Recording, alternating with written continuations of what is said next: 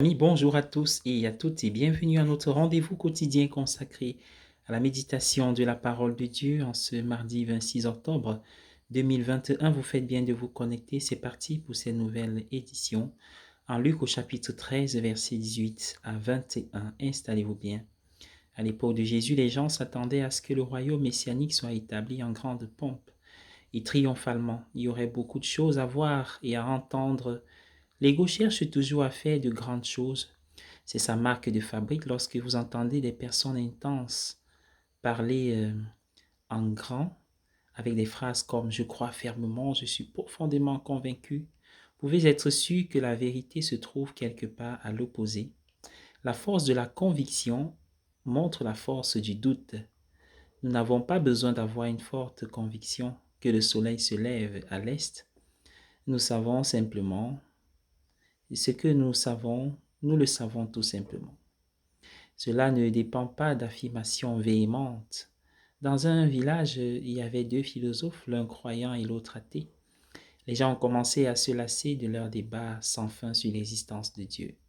On décida donc d'organiser une épreuve de force, un débat définitif qui permettrait de clore le sujet une fois pour toutes. Le débat commença le soir et se poursuivit toute la nuit, les gens écoutant attentivement les arguments opposés.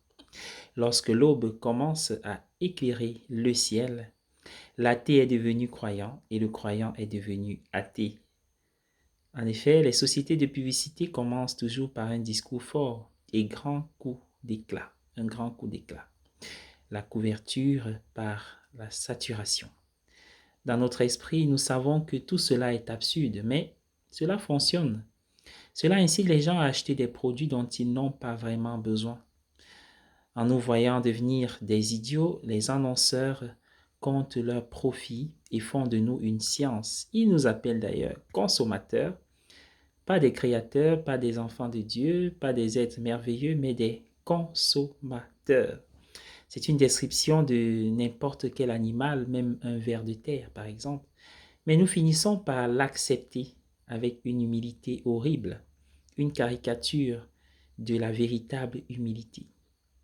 Il y a sûrement plus que cela dans la vie humaine.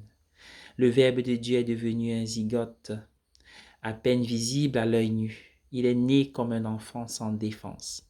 Ses premiers visiteurs n'étaient pas des dignitaires religieux ou des tamets, de simples bergers de la colline. Si l'entrée du Verbe de Dieu dans l'histoire de l'humanité a été si humble et si simple, il n'est pas surprenant que le royaume de Dieu commence aussi par le plus petit et le plus humble. Le grain de moutarde est tout petit, mais il devient un arbuste puissant. Une pincée de levure peut faire lever 3 mesures, environ 50 livres de pâte. Pour discerner le royaume de Dieu, nous avons besoin d'une vision proche et d'une action proche. Pas de grandes théories et de discours acrimonieux. L'évangile de Matthieu souligne la petitesse du grain de moutarde, mais celui de Luc insiste sur l'immensité du plant de moutarde. L'accent peut être mis sur le début de la foi ou sur la fin. Un homme entra un jour dans un magasin et fut surpris de voir Dieu derrière le comptoir. Tu peux avoir tout ce que tu veux gratuitement, dit Dieu.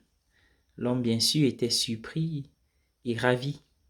Je voudrais être millionnaire, s'il te plaît, dit-il. Il vit sur le visage de Dieu que ce n'était pas bien dit. Alors il ajouta, et la même chose pour mes voisins. Dieu hésita encore et l'homme pensa, je devrais demander des choses plus spirituelles probablement. La paix dans ma famille, dit-il, et une paix et une bénédiction profonde dans mon âme, ajouta-t-il. Mais Dieu n'a rien fait pour les obtenir. La paix dans le monde a lâché l'homme. Et une épidémie d'amour. Oui, une épidémie d'amour d'un bout à l'autre du monde. Vous êtes venus dans le mauvais magasin, dit Dieu. Ici, on ne s'occupe que des graines. Voilà.